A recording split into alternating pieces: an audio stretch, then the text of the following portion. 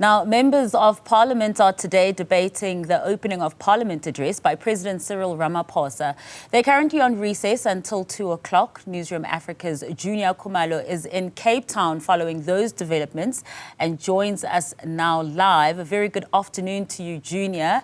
A very cold and gloomy Cape Town that you are reporting live from, but a heated debate inside there. Indeed, Masa. While the weather is not playing along, it's very cold. It started raining right now.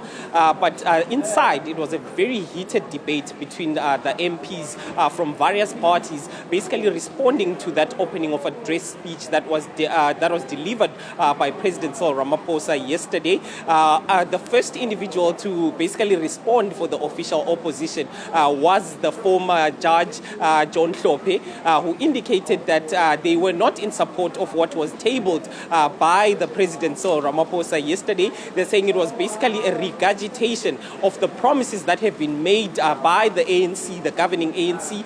But so far, after 30 years of democracy, basically, nothing has changed for the black majority. So this is why they say that they are not accepting the policies that were tabled by the President Cyril Ramaphosa yesterday. But more importantly, we did see the MK party leader, Jacob Zuma, also appearing halfway through that first sitting of this debate.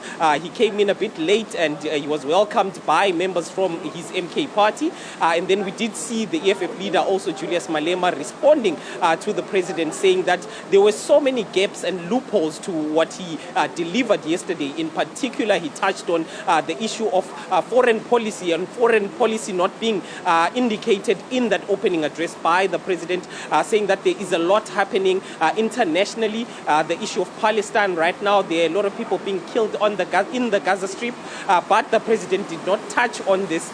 So that was another issue, a sticking issue from the EFF that was raised by the EFF. But the GNU partners, as expected, did indicate their support for the president, Masa. Yes, of course, we expected that one, Juniour, but also just sticking to that opposition side on the opposition benches where we saw, of course, the leader of the MK party, Jacob Zuma, arriving mid-session as well. True to form, right, Juniour? We have become kind of accustomed to the former president arriving mid-proceedings.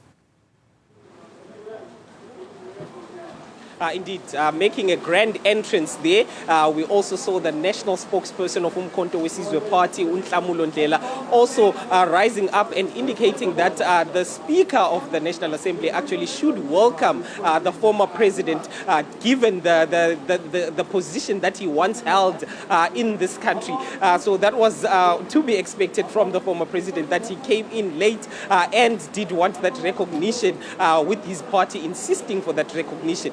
But going back to the parties that are part of the GNU, the DA is being one of those. We saw the DA leader, John Steenhuisen, rising up and indicating that there was either South Africans were going to support the rebuilding of the country as signified by the partners coming together, the GNU partners coming together and trying to rebuild, or they were going to be those who are trying to break South Africa. I'm guessing this was a jab to the opposition parties, saying that they can continue with trying to be disruptive and not coming together. He indicated that there was massive challenges faced by the country, so it was a time for everyone to basically pull together in one direction. But we did hear the EFF actually, through its leader, Julius Malema, indicating that they will also not be a part of the national dialogue that has been suggested by President Cyril Ramaphosa.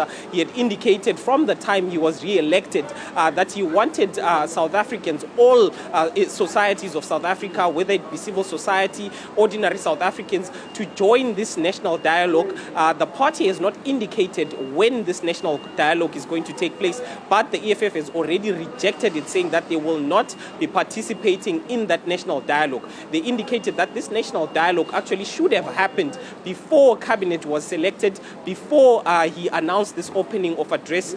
So now basically it was to them mute. So it doesn't make sense to have this national dialogue at such a time when all of these changes have already happened in government, Masa. Also, Juniour, quite interesting to see the camaraderie among some of the political party members as well there while this debate is also taking place. A clear line with those in support. I guess we can call them the weavers, as the president had referred to, the weaver bird. Or then there's the other side as well of the opposition, where there's been a lot of heckling, quite a few disruptions as well. How have these been received inside the room? Indeed, there was some camaraderie between especially the parties that have formed this GNU.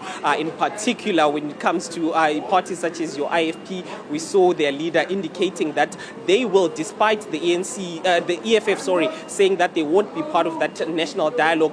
They have vowed to be part of that national dialogue, and they've also vowed to try and encourage South Africans, in particular traditional leaders, to also be part of that national dialogue and try and come up with solutions to this country, along with the president and the GNU partners. But already we've seen the GNU and their partners yesterday through the president tabling the priority areas for this country, in particular about 3 priority areas: reducing poverty, creating jobs, as well as having a solid state, a state that knows which direction they're going to be going.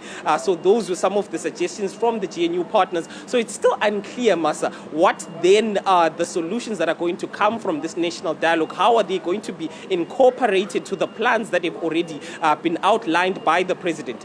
So a lot of people indicating, especially in particular the opposition benches, indicating that this national dialogue actually should have come first, and then the president should have announced his opening of parliament. But we know that there are a lot of timelines also that should have been kept to in terms of constituting government. So maybe this is why the president had to rush some of these plans and then only announce the dialogue, the national dialogue, at a later stage matter. And Juniour, just before I let you go as well, I mean, we will continue at 2 o'clock. The debate will resume then. What more can we expect? There should be a few more people who are still on the agenda to speak. Quite a lot more people actually expected to speak, Masa. The list is about 51 individuals that are going to speak. So far, we've seen about 10 individuals that have already spoken. So there's quite a lot of debating that still lies ahead. We do expect members of the opposition again to, some of the members of the opposition to take to the podium and also debate the speech. A lot of opposition. We've seen the opposition actually group itself yesterday as the caucus, the progressive caucus they are calling themselves. So leaders from ATM are expected to come and speak as well.